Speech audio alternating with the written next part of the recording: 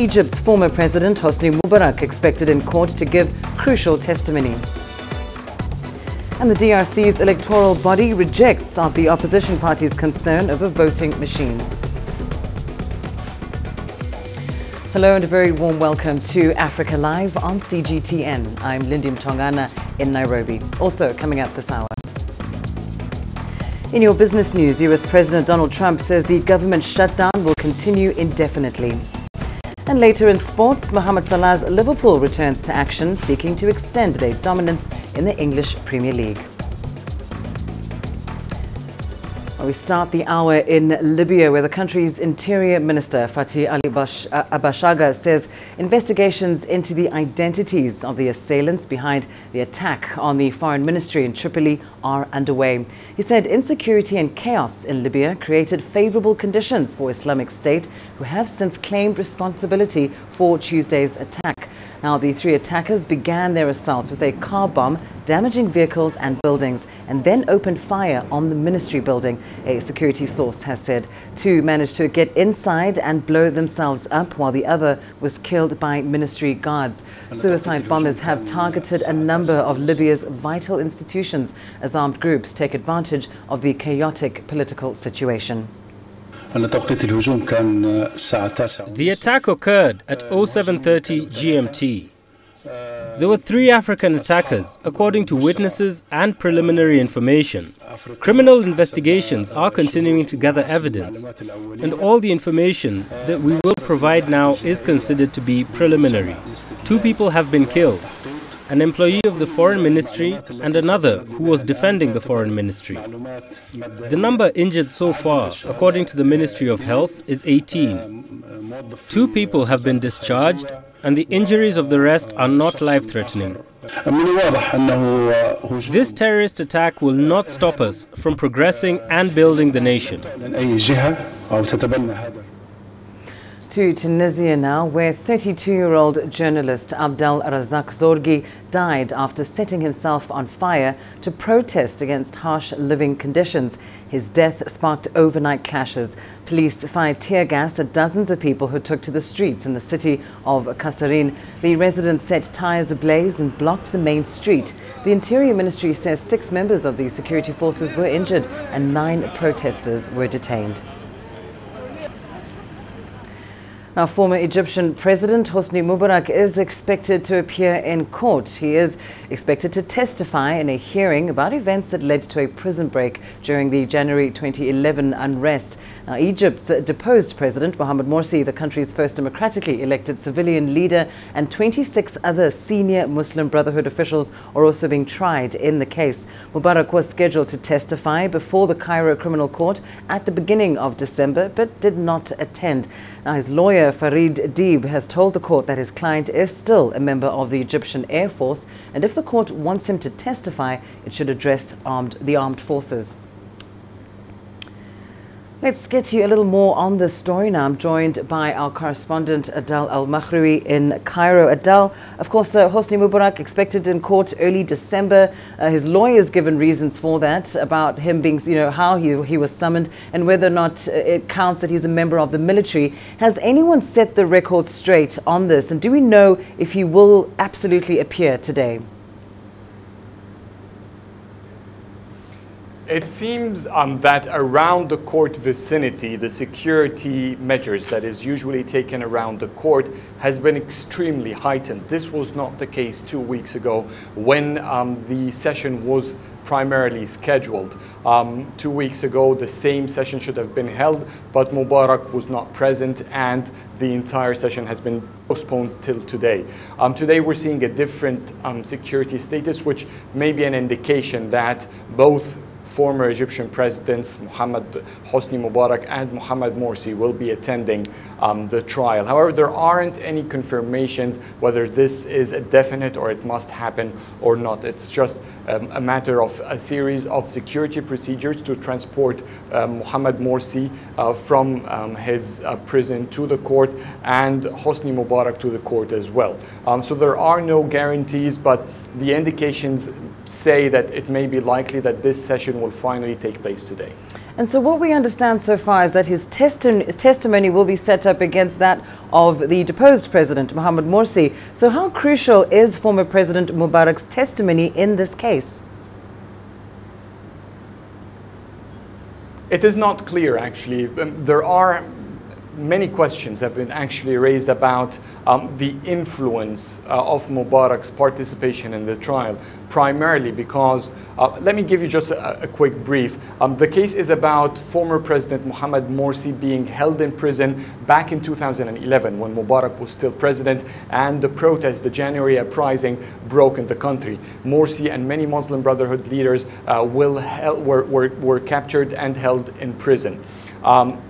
And as the 2011 uprising went on, they broke out of prison. Mohamed Morsi, who later became the Egyptian president, and several Muslim Brotherhood leaders, they broke out of prison. And this is the main accusations of the case, is for breaking out from the prison. Mubarak, as the president of the country at that time, had the power and should have been looking over the materials in the country, but the prime testimony came from former Interior Minister Habib al-Adli, who has already given his testimony. So it is not really clear how Mubarak's testimony will be in addition. Habib al-Adli, the former Interior Minister, definitely has more information. He definitely had the updated report about those prisoners, including former President Mohamed Morsi.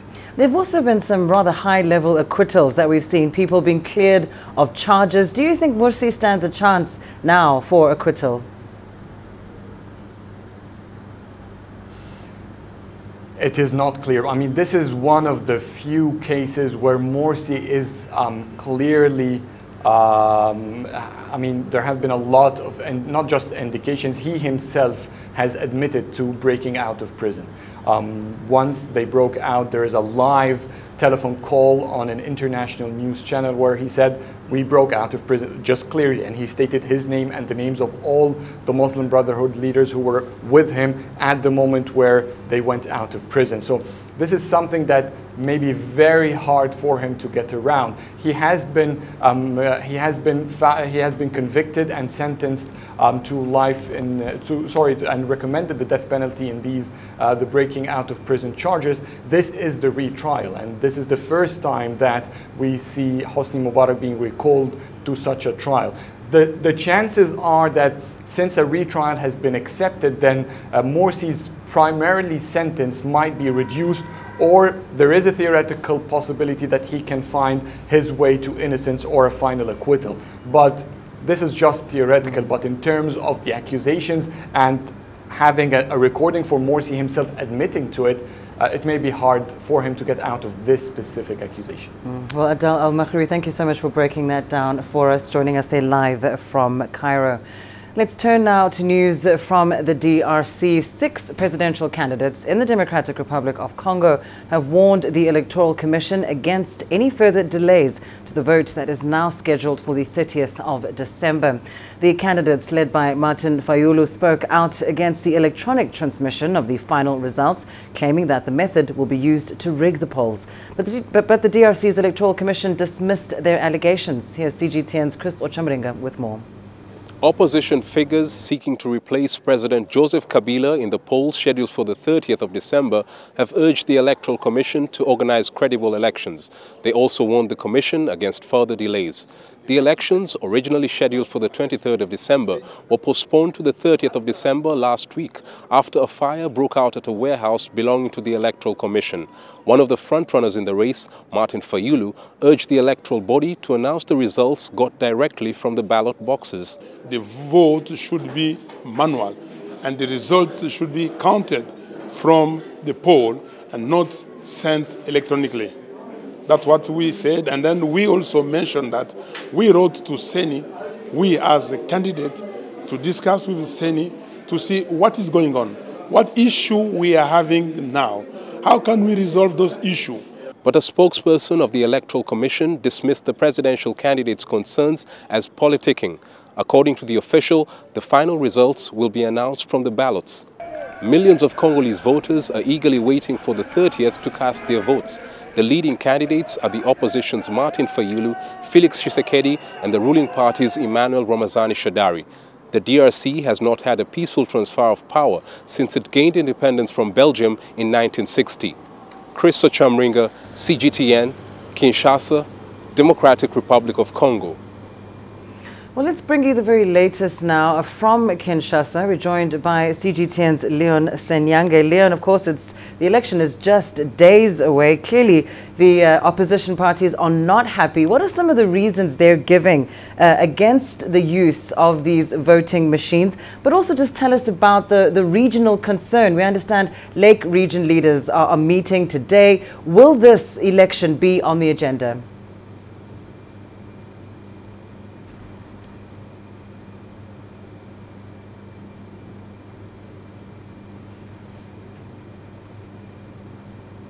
Conference, like region will in the Congo, and therein, of course, top on the agenda will be the DRC election. Also invited to this particular meeting is SADC, the Southern African Development Community. We expect that the Namibian President Hage Geingob will also be available for this particular meeting. The meeting, of course, is intended to discuss the matters of this election. Both organizations want a very peaceful process going into what should be a whole new political change for the DRC. They are calling out for the DRC to have a peaceful process, a stable process, and one totally void of any trouble. So definitely having this election successful in this particular area is a very, very big bonus for the region in itself. And of course, and just going back to those voting machines, Leon, just, of course, the electoral body is insisting that these voting machines will help in delivering a free and fair election. Has the opposition presented any substantial information to support their concerns that these voting machines may lead to electoral fraud?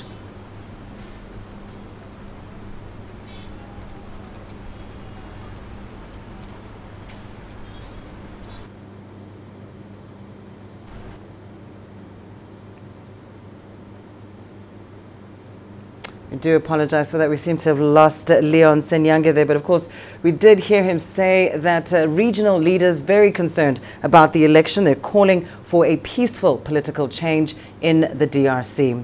Now, staying in the DRC, traders in the country say they've noted a drop in sales in recent months. And that's, of course, due to the uncertainty over this political handover and the elections that are scheduled for the 30th of December. Now, fears of an outbreak of violence have slowed business activity in a country whose economy was projected to grow by 3.8%. Here's CGTN's Chris Ochamringa with more on that.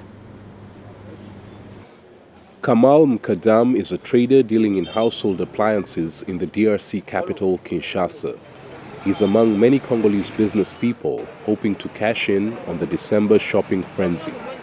But not many customers have been buying his products. Business has been very slow ever since the election period began. People just pass by to ask prices but don't buy.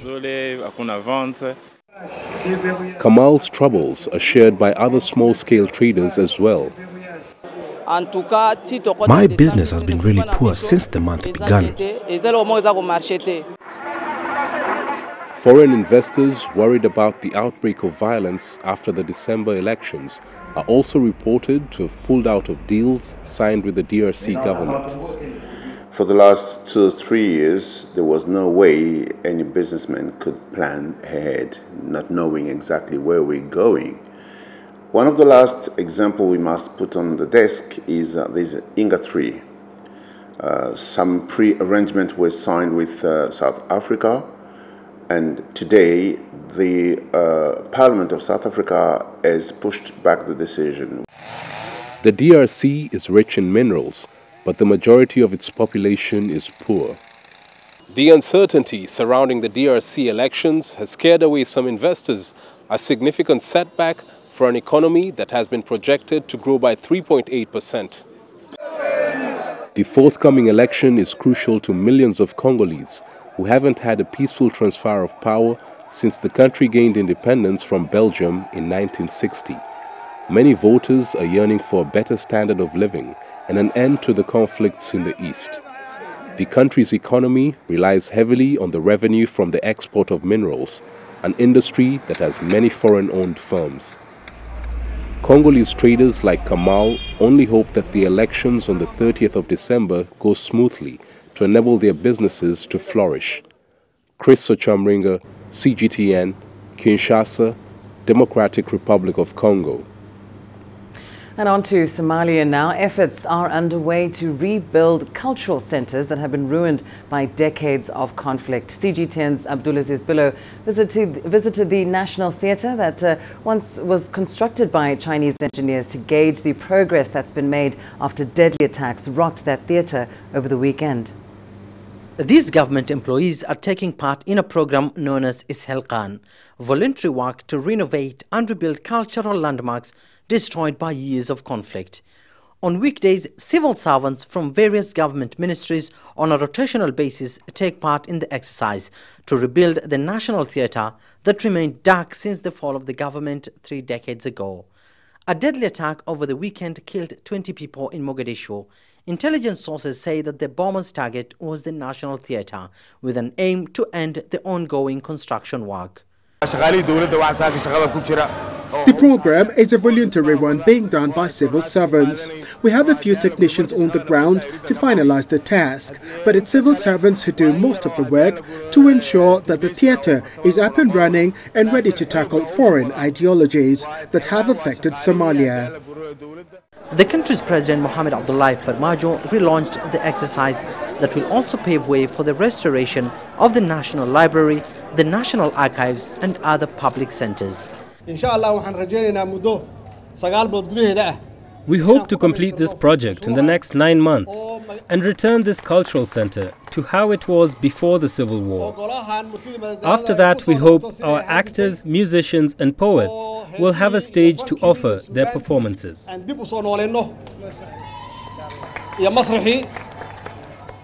Chinese engineers constructed the theatre as a gift to Somalia and opened it in 1967.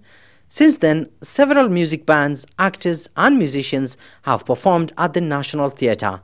It also hosted heads of states from Haile Selassie of Ethiopia to Fidel Castro back in the days. For many musicians, the theatre provided a platform for upcoming actors and musicians to learn a thing or two about arts and music. The Somali government plans to reopen this important cultural landmark by end of next year, a move that has been highly praised by veteran Somali musicians and actors who used to stage musical and other theatrical performances at this cultural institution.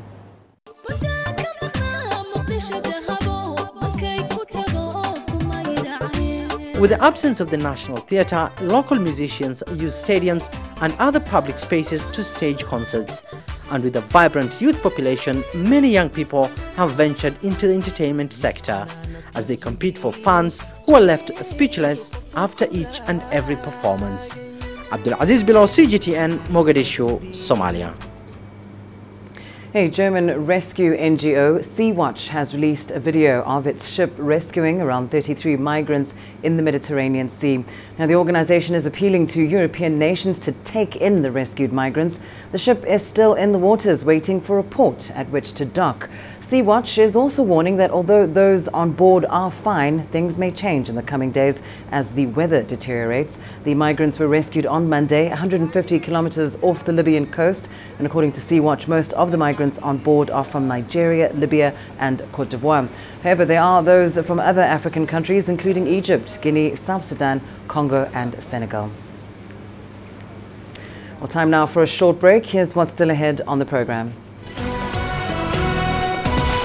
Coming up, the tsunami death toll rises as search and rescue operations continue in Indonesia. And on a lighter note, we explore Egypt's newsmaker of the year, Mohamed Salah, and his remarkable career.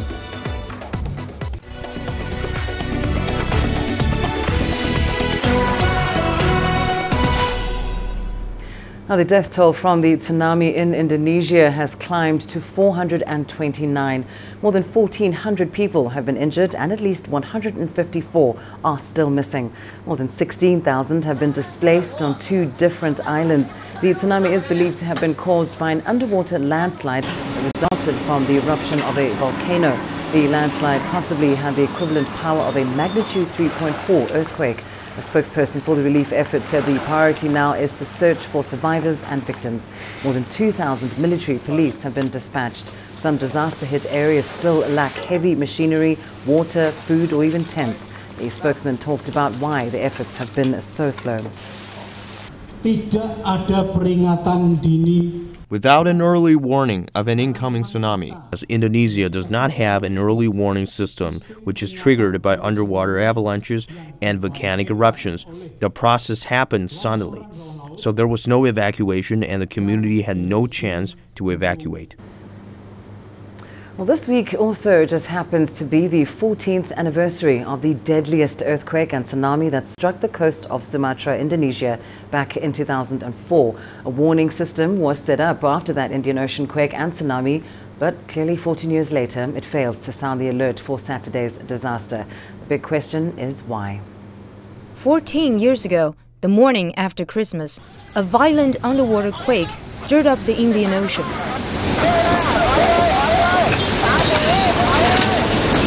The raging waters were one of the deadliest tsunamis in human history. Waves as tall as skyscrapers devastated coastal cities in a dozen Eastern and Southeastern Asian countries. Indonesia suffered the most. Over 230,000 people were confirmed dead. More remain missing and may never be found.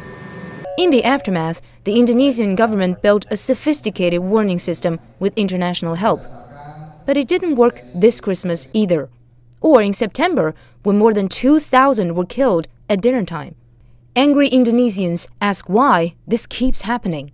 Officials from the country's National Disaster Management Agency admitted under pressure that the system hasn't been functioning since 2012. President Joko Widodo blamed lack of funding and broken equipment. He also explained that the system was designed for tectonic, not volcanic activities, which triggered the latest tsunami. But it didn't comment on why the system failed to detect tectonic activity-triggered tsunami in September. Joko said he will order the purchase of new weather buoys to upgrade the warning system. Indonesia sits on the very volatile, quake-prone Pacific Ring of Fire. It also has 13% of the world's volcanoes, and most are active. CGTN. Now, one Egyptian football star has been a prime newsmaker all year long. And that, of course, is none other than Egyptian national team and Liverpool striker Mohamed Salah. His pictures have flooded his home country with millions of fans in Egypt following his games and even his posts on social media. Of course, he's become uniquely loved. Here's Adel Al-Mahroui with more. Egypt has been through a lot in 2018. From a nationwide fight on terror to presidential election and hosting international events. There are many newsmakers. However, there is only one who have gained unique admiration from the public.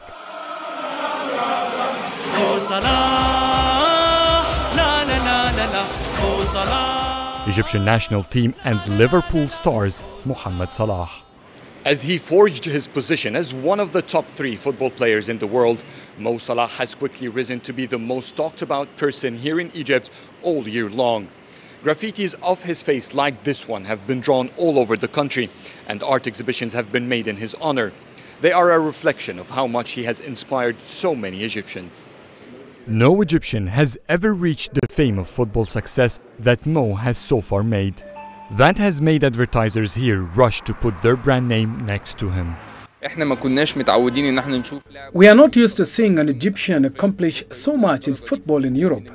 To play in the Champions League final, to become the best player in the English Premier League, to break the scoring record made by the world's top stars. To many, this was impossible, and he did what was impossible. He's become a brand himself, and on a global level. With 11 million Facebook fans and more than 7 million on Twitter, nothing Mo does or posts can get unnoticed. He puts on a new clothing style, hundreds of thousands engage. Even shaving his chest becomes the talk of Egyptian fans for days to follow on social media. Mohamed Salah has the complete attention of his Arab fans, and that was evident in the Club World Cup. Liverpool is not participating, yet we could hear the roars of Arab fans cheering against Real Madrid Sergio Ramos because months ago he tackled and injured Mohamed Salah. Salah has become a role model. It's why they all follow him and look up to him. It's why every move he makes is being followed. No other Arab player has reached his status. In 2018, he had 2 conflicts with the Egyptian Football Association. During both, Egyptian fans have always backed Mo. After noticing the magnitude of his influence on the youth, the government launched an anti-addiction campaign starring him. The number of patients who decided to quit drugs tremendously rose. Raised from a poor rural village, the story of Mohamed Salah connects with most Egyptians. Many here are looking forward to see him succeed even further. Adil Mahroui, CGTN, Cairo. Well, let's bring you more now on Mohamed Salah. We're joined from Cairo by sports analyst Marwan Saheed. Of course, Mo Salah, just has had a very, very remarkable career, of course, and is considered the world's 4th most expensive player from a transfer value perspective. But Marwan, just talk us through the magnitude of the hype, the love for him in Egypt. Just what place does he hold in the hearts and minds of Egyptians? Of course, by now we know that Egyptians are very, very proud of Mohamed Salah. There's one thing he makes us as Egyptians feel is that now we have someone to represent our country in Europe on the biggest stage, and it is something to be very proud of because in the past we did not have players reach the heights that Mohamed Salah did. And for example, we had Ahmed Hossein Mido, who made us proud, but Mido went only far enough. He did not reach the heights that Salah did. He was not nominated for the Ballon d'Or. He did not challenge 2 of the greatest players like Messi and Cristiano Ronaldo for the greatest prize in the world. So it makes us very, very proud to have an ambassador of not only Egyptian football but of Africa as a footballer and as a person, as a decent human being as well, for us to speak about. I mean, if you go now to any foreign country, if you just mention you're Egyptian, a few years ago they would say Mido, but now Mido's forgotten. It's all about Mohamed Salah. He's the man of the moment. He will forever live a legend and will forever remind every single Egyptian fan or the youth themselves that it could have been any one of them to do what Salah did. All it takes is some dedication, all it takes is the hard work, and in the end God will reward you like it did with Salah. Now, you mentioned, of course, that he's the man of the moment on the pitch. But tell us more about his traits off the pitch. What makes him so popular, both in the UK and in Egypt? And how do you think this might boost his career? I think that the biggest and most important trait for Mohamed Salah is how humble he is. A lot of people have spoken about how humble Mohamed Salah is. We've seen the stories about him, but some of the things that he does warms the heart. So, like for example, he never forgets his roots. He never forgets his home village. He's always giving to his village. He made an IC unit in a hospital, for example. He dominated to help replenish the economy. His donations are always there for Egypt, and with that we see that he's a very, very different person compared to the other footballers that we've seen come to Egypt. There's not one footballer that has given so much and not forgotten Egypt when he reached some sort of stardom. And that's to say they've not reached the level of Salah. So what if they did?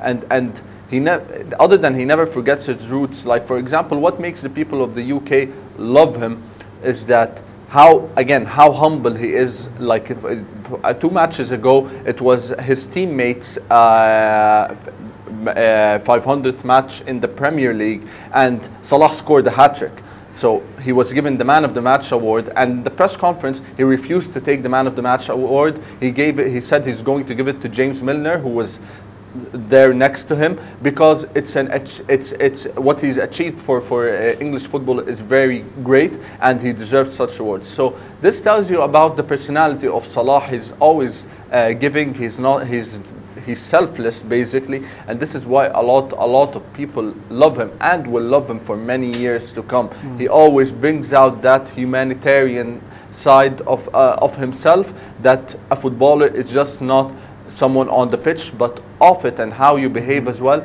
is as important, if not more. Well, indeed, very much loved. But of course, he hasn't quite avoided controversy at some points. I mean, there were media reports that he avoided embracing Israeli players, and another that said that he may have threatened to leave Liverpool if an Israeli player joined.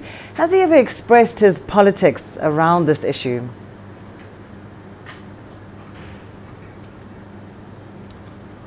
Look, I'm not going to say I'm not going to sit here and say it's normal for Egyptians, and when it comes to Israel, in fact, that they deal normally and such. And you know, there has been an incident previously with Mohamed Salah when he was at Basel, I think around 2014 or 2013, where they played Maccabi Tel Aviv. And he, in one of the matches, he refused to shake hands with the players, and instead went to tie his boots, to change his boots before the match started. And the return leg, he instead of shaking the hands, he fist bumped the players.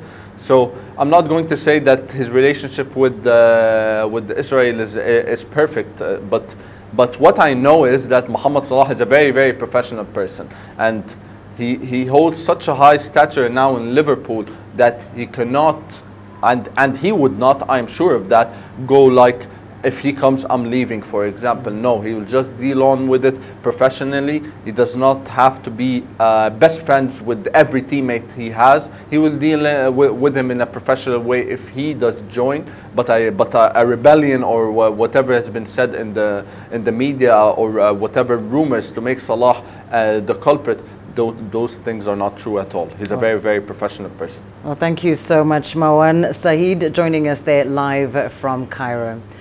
Well, in other news coming from Egypt, the country has taken numerous steps this year to deepen ties with other African nations. Cairo has intensified political, economic and security dialogue with the continent's leaders as it prepares to chair the African Union in 2019. Well, and more on Egypt's efforts to connect with its African roots and its plans for the continent, our correspondent in Cairo, Adel Al-Mahrawi, spoke to Egypt's head of Parliament's African Relations Committee, Tarek Radwan. Let's take a look. In your opinion, what are the main highlights of Egypt's connectivity with Africa in 2018? I'd like to highlight on the vision and the mission that was developed by the President Abdel Fattah al-Sisi to go back to Africa. It's not, we're not inventing a new wheel or something, but it's just a comeback. But I believe that he was very much poised and positioned to make this comeback sounding and very strong.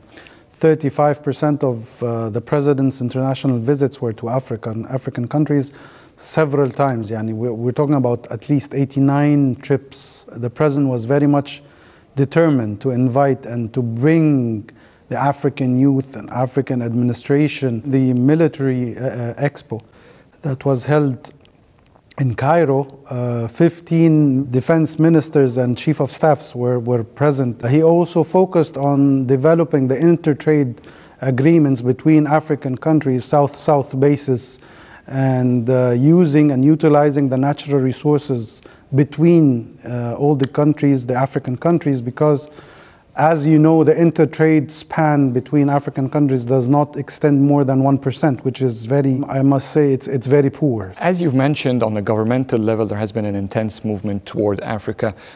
What is exactly the role, or how does the Parliament African Committee fit into that? The legislative level, which focuses on the interparliamentary relations between African parliaments, that we have started working on that and have in Egypt, and for the first time 90 female representation out of 594. And we have also 170 youth under the age of 35 that are members of the parliament, and we are very much poised in order to enhance youth and women participation in parliaments. Likewise, this is what's happening in Africa, and as I've mentioned, Africa is a young continent with 65% of its population under the age of 25. So this number is big. This number could be a driving power. So what are the main challenges that you see lie ahead of Egypt to connect more with Africa? You don't get to see fellow or colleagues from African parliaments, but on international mediums or regional mediums, whether it is the APU, African Parliamentary Union, or the IPU, Interparliamentary Union, and they does not exceed more than 4 times a year, which is very little. So that was a first challenge, because when you want to talk business, when you want to talk about social relation, when you want to talk politics, if you want to talk about investment, if you want to talk about education, if you want to talk about healthcare, it all starts here in the parliament. So we have to enhance interparliamentary relations between African countries. We have to talk and look at each other's eyes in order to identify and put a focus and a compass for what needs to be done. Egypt is chairing the African Union in 2019. What does Egypt envision to achieve in the coming year? I've touched with sincere dedication and devotion from the president, and I believe that during the Africa Investment Forum that was held in Sharm el-Sheikh, his course of talks and presentation has changed from a president of a country that belonged to Africa to a president or a head of the African Union. So he changed the whole, there has been a dramatic change in the course of addressing even. And he was giving mandates to investors, he was giving opportunities for countries that are aiming to go into Africa using Egypt as a vehicle of presence in the African continent. We have also 90 million Africans suffering from hepatitis B and C. So Egypt has a very strong presence in fighting the virus C in Egypt, and maybe we could transfer our experience and the technology developed to produce the medication to combat virus C. We have also a very active Minister of Investment and International Cooperation. She's looking up to develop businesses worth of at least 80 to 90 billion US dollars the coming year for Africa. So the issue is not money, it's the issue of setting up the proper platform and medium to attract investors. Thank you very much, sir. Thank you very much. Well, time now for a short break. Your business news up next. Coming up, US President Donald Trump says the government shutdown will continue indefinitely. And MTN signs a $53 million deal with Nigeria's central bank. Africa is the nexus of enterprise, and global business will tell you why it matters. From the mega investment projects to multi-billion-dollar mergers and acquisitions. Africa today collects, just in terms of revenues from taxes alone, $545 billion a year. If you take 10% of that and you devote it to the energy sector, problem solved. All this on Global Business, weekdays at this time on CGTN.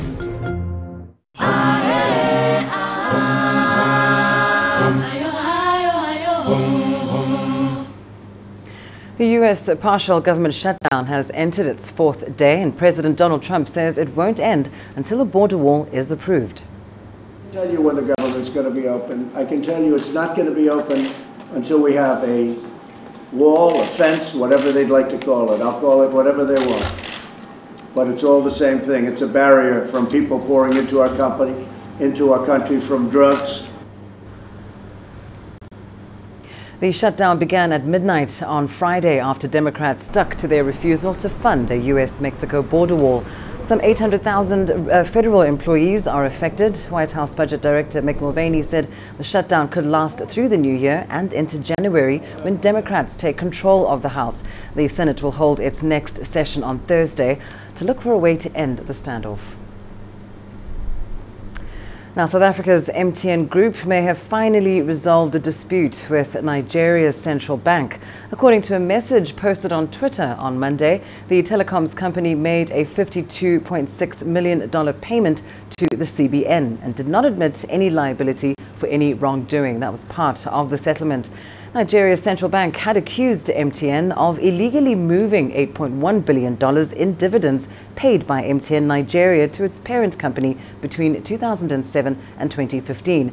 Nigeria is MTN's biggest single market, accounting for a third of its annual core profit, but it has proven to be deeply problematic in recent years. Around 2 years ago, MTN agreed to pay more than $1 billion to settle the dispute over unregistered SIM cards in Nigeria, and in a separate case, MTN faces a $2 billion tax demand from Nigeria's Attorney General.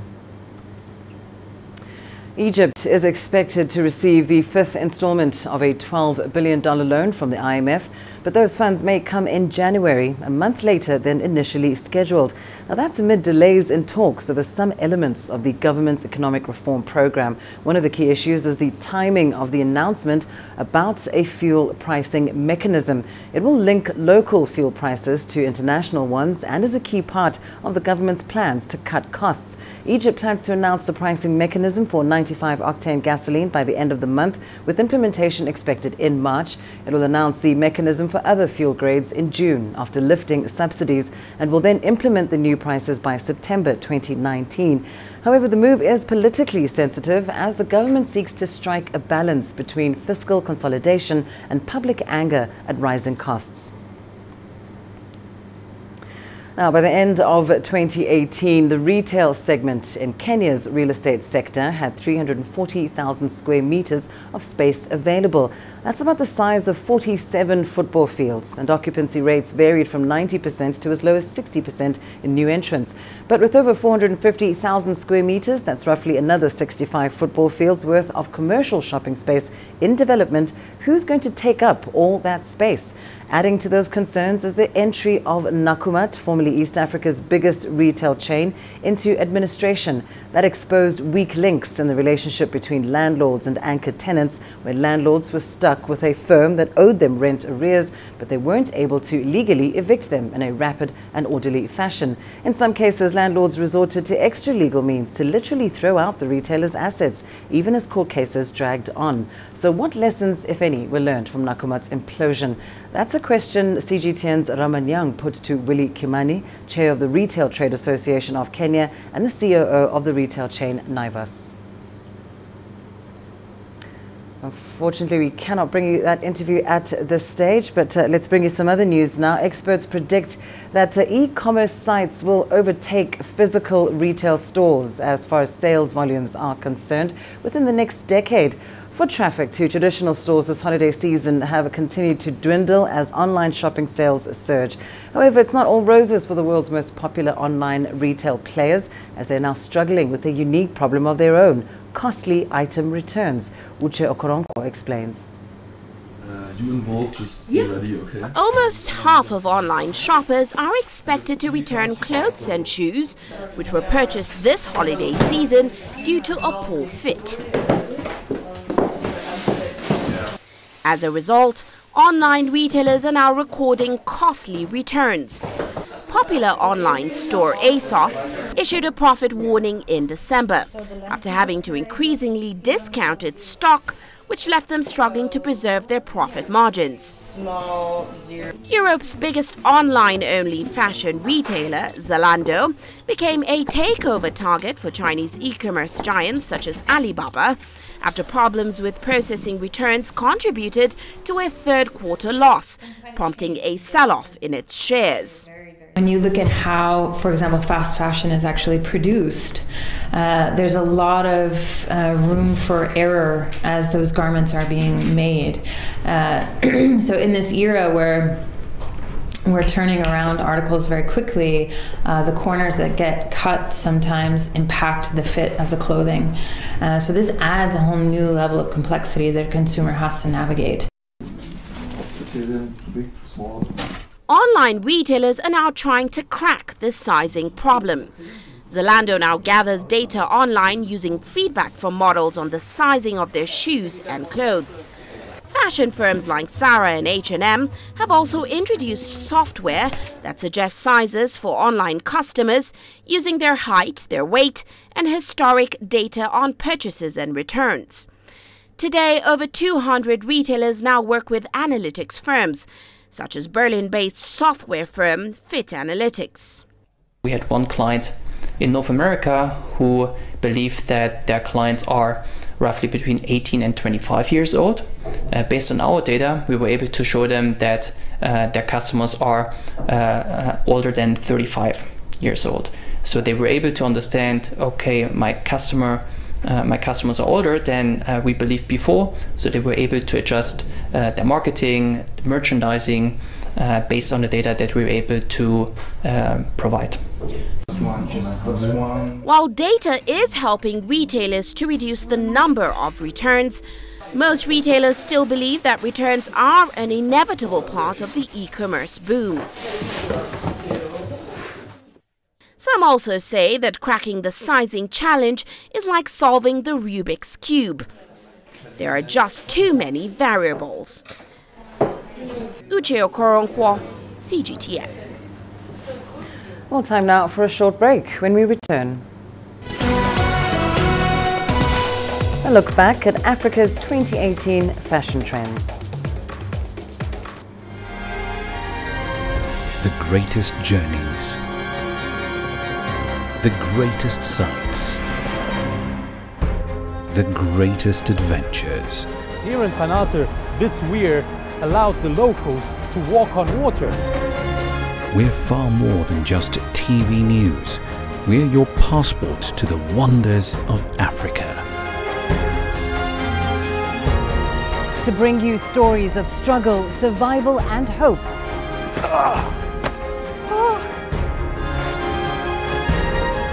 So let's explore.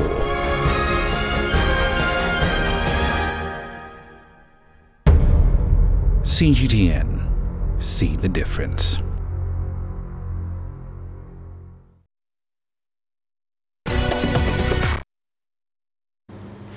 Well, every year the fashion world bursts at the seams to outdo the previous year's pieces, and 2018 was no different. African designers presented show-stopping creations that pushed the global fashion game into wild and edgy territory. Let's take a look at how designers on the continent stitched their way through 2018. Kicking off Africa's Year in Fashion was South African Menswear Week in Cape Town, an event that has come to epitomize what is edgy and fashion-forward on the continent. But there's a rip in the seam when it comes to mentoring and promoting young designers. I think that we really need to pay attention to young African fashion designers in terms of providing. In fact, a lot of the countries in Europe and in the US are taking a lot of ideas from African designers. And I think that the more we can create platforms for them to express their creativity, the better for them to create economic opportunities in the industry. Crossing over to West Africa, Nigeria hosted one of Africa's biggest fashion events, attracting over 45 designers from 14 countries worldwide, as well as supermodel Naomi Campbell, making a big statement about the uniqueness of African designs. I don't think that we're more important because we're being discovered by the outside. We always were important. We've always worn these clothes. It is interesting and nice that we're getting noticed for our things, but it's nothing new to us. We've always dressed like this. We've got a lot of style. It's nothing new, and the world is lucky that they're getting to see what we've done all this time. Ghana has also caught the international fashion spotlight due to celebrity endorsements and fast-rising fashion designers.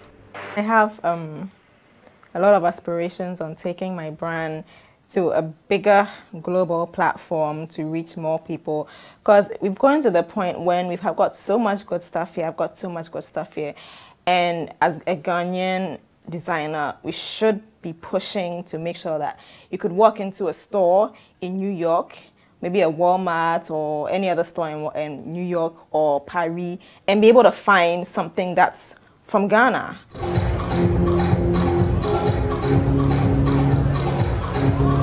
In the Democratic Republic of Congo, activists delimited global fashion by presenting models with special needs on the catwalk as part of an initiative aimed at fighting for inclusive representation in fashion.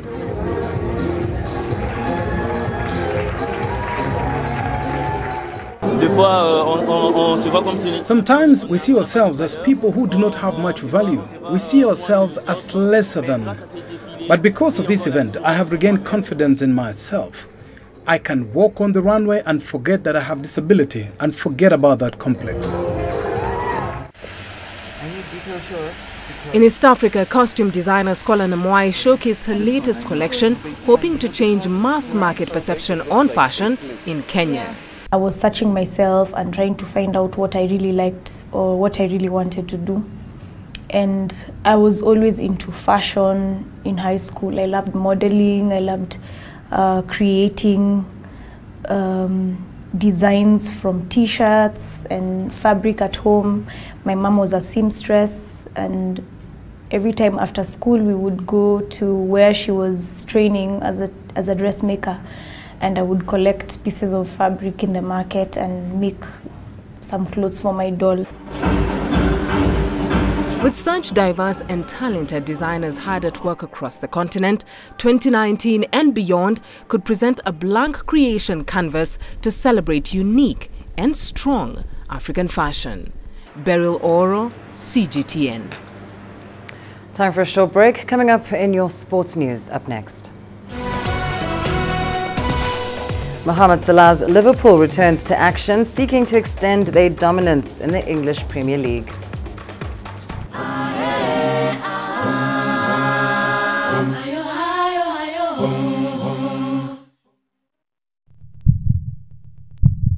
Africa, where champions are made, records are broken, legends are born.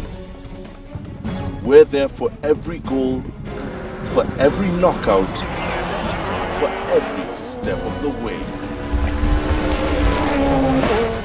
Match Point, only on CGTN.